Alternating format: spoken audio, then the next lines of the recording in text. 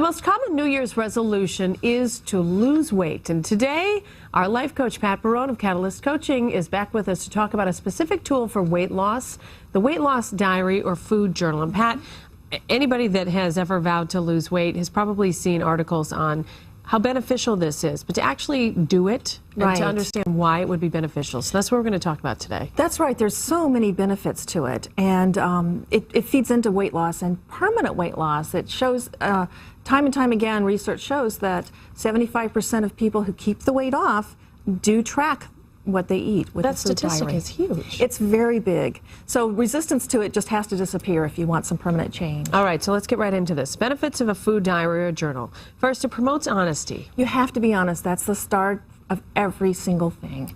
It doesn't matter what goal it is. It has to start with honesty. So you need to put that food down. You need to really be able to look at it and assess it. That's the only way to really assess it. Shows reaction to food. Right. You know, you're going to find, and we have an example of a food diary to show you, you're going to be able to see how you react to certain foods, whether you get energy or not. You know, on this, what are we looking at here? On this particular food diary, she's having a tough time in the afternoon, and you know, you trace that back 8 hours is what you do. So she's at a meeting, is that what it says? Mm-hmm. And you can see that her problem really started in the morning. The problem was not right then, but the problem is always 8 hours before. So she had a lot of carbs all day, and then she experienced a huge slump in the afternoon. So she ate to try and she's make herself feel better. Well, and she's trying to deal with the slump, but she's not dealing with the real cause of it.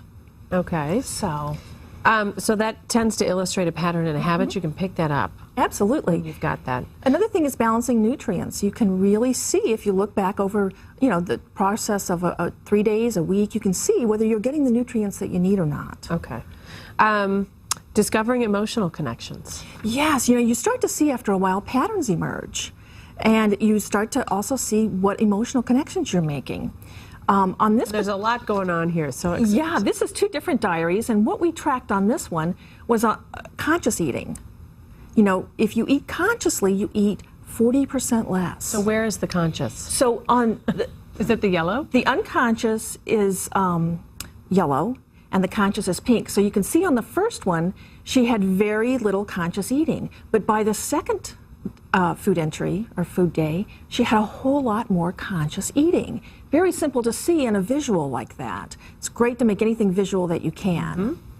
Mm-hmm. Awareness around conscious eating. Yeah, that's exactly what I was talking about. You know, you want to be able to discern when you're being conscious and mindful and when you're just eating out of habit and not even really noticing what's going in. Okay. Advice on using a food diary. Binge or overeating? Yeah, well, that's what I was talking about before. When you feel the need to binge or overeat, when you really feel compulsive, go back 8 hours. Okay. And that's going to be your problem. You want to make sure people are entering exercise as well. Exercise can have a big effect on your energy levels and on your food needs. So if you enter that on your log, you're going to be able to trace that as well. Okay, last 2 points and I've got to wrap, but use diary to reconnect with better times when you are struggling, and then be creative. Last word? Absolutely. You know, it's very easy when you're struggling to look back and notice what you were doing right when things were going well. And it's so easy to see if you have it right there in a diary.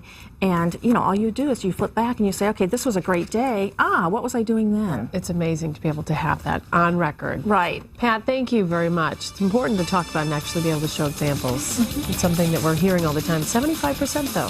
That makes a big number. Give it a shot, folks. We'll be right back.